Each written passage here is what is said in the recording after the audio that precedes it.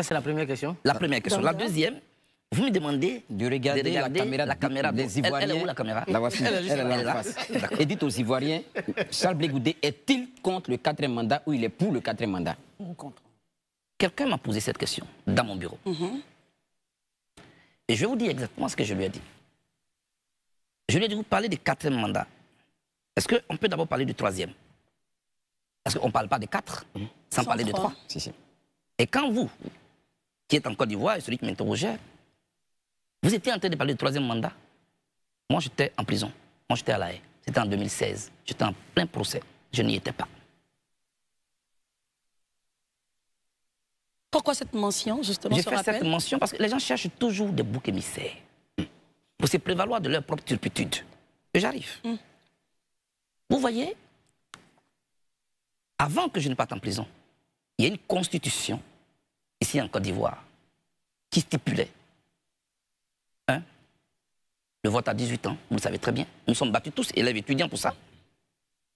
Les urnes transparentes, le bulletin unique, la limitation des mandats, et puis le plafonnage de la limite d'âge, 75. Moi, Charles Blé Goudé, c'est ce que j'ai laissé derrière moi comme constitution pour aller en prison. Pendant que j'étais en prison, des partis politiques ont battu campagne dans ce pays pour cette constitution de 2016. Pourquoi? Parce que il y avait une clause qui faisait sauter le plafonnage de l'âge, qui arrangeait leur leader.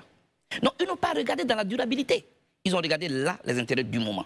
Et la constitution a été votée. Mais toi, tu regardes ce qui t'arrange. Mais est-ce que toi, tu as regardé ce qui arrange ton adversaire dans la même constitution? Il n'y a eu personne pour faire comme au Sénégal. Ou dans la constitution de 2016 au Sénégal, à l'article 27, il est dit, et je cite, « Nul ne peut faire 2 mandats consécutifs ou pas, au cours de sa vie. » Le Bénin vient de le faire. Une phrase. Mais ils ne l'ont pas fait. Ils se sont engouffrés dedans. Parce que juste la clause qui faisait sauter le plafonnage de l'âge l'arrangeait. Donc on peut dire que vous n'êtes pas contre ou pour. J'arrive. Vous n'acceptez pas. Est-ce qu'il a terminé? Non, il faut raisonner. On n'est pas là dans des questions oui ou non. Alors, cette procédure, est-ce que c'est une procédure de rupture ou une procédure de continuité? La procédure de rupture, c'est que quand on quitte une constitution, on va dans une autre. Et donc, qui efface les effets de la première. La procédure de continuité, c'est qu'on continue. Il n'y a pas une histoire de dire, comme j'ai déjà fait un mandat, mais lui, il continue. Aujourd'hui, ce dans quoi nous sommes, ce qu'en face, on vous dit, mais c'est une nouvelle constitution. Et on vous oppose votre propre attitude. Si on s'était battu pour inclure dans la constitution cette phrase que nul ne peut faire 2 mandats constitutifs ou non au cours de la vie. C'est-à-dire, vous, M. Herman, vous, Christelle, vous êtes ivoirienne. Tant que si vous êtes sur cette terre des Ivoiriens, vous ne ferez jamais plus de 2 mandats. Sinon, vous serez dû être marqué dans la Constitution. Ça aurait dû être marqué, ça n'a pas été le cas, on est dedans. Donc, je dis à la personne, voyez, moi, ne me cherchez pas des pouces sur la tête. Deuxièmement, le 3e mandat, vous étiez contre. Mais pourquoi vous êtes allé aux élections législatives?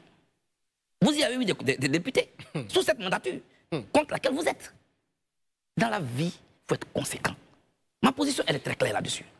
3e, je n'ai pas encore fini. Il faut qu'on épuise cette question-là. On va épuiser, allez-y, on sommes là pour ça. 3e, le président de l'Assemblée nationale est élu sous cette mandature, 3e mandature, à l'unanimité par toute l'opposition et le parti au pouvoir. Il n'y a même pas un député qui a fait prévaloir sa différence. Sous le 3e mandat. Donc, vous avez adoubé le 3e mandat. Vous êtes rendu complice du 3e mandat. Le 4e, là, pourquoi vous, c'est vers moi vous venez? Pour répondre. Moi, je n'étais pas là. Et maintenant, venons sur le 4e mandat.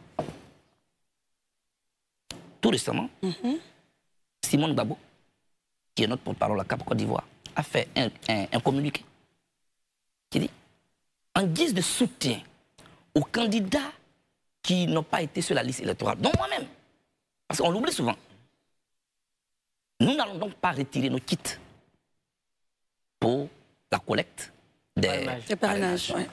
Christelle, oui.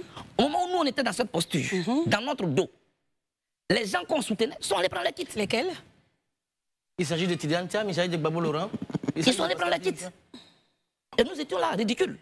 Nous avons fait une réunion. Madame la première dame, allez prendre vos kits. Ah, c'est de là que tout est parti. C'est de là que tout est parti. Et elle allait prendre sa kit. Ensuite, au-delà de prendre les kits, ils sont allés déposer leur candidature, soumettre leur dossier à une institution qui ne reconnaissait pas. Vous étiez informé auparavant? Il y a un problème. Est-ce que vous étiez informé? Non, on n'était plus là, on n'était plus dans les mêmes coalitions. Très bien. Herman, vous allez me laisser finir. On va vous laisser terminer, s'il vous plaît. Quand ils sont allés déposer leur dossier. Leur dossier. Si ce dossier était accepté et validé, est-ce qu'on serait assis là pour dire non? Si on est candidat, si on va aux élections, c'est comme si on accompagnait le 4e mandat. Si ce dossier était validé, non. Donc vous voyez, je regrette que ce dossier ait été rejeté, parce que pour moi, on en a déposé leur dossier, ils acceptent la voie des urnes pour obtenir l'alternance. C'est une très bonne chose, c'est une bonne opposition. Et c'est comme ça qu'on fait les choses. Mais maintenant que les dossiers ont été rejetés, on se rappelle subitement que ceux dont les dossiers ont été acceptés, c'est comme s'ils accompagnaient le 4e mandat. Ce n'est pas juste à l'égard de Simone Gbagbo, ce n'est pas juste à l'égard de Don Melo, ce n'est pas juste à l'égard de Billon, ce n'est pas juste.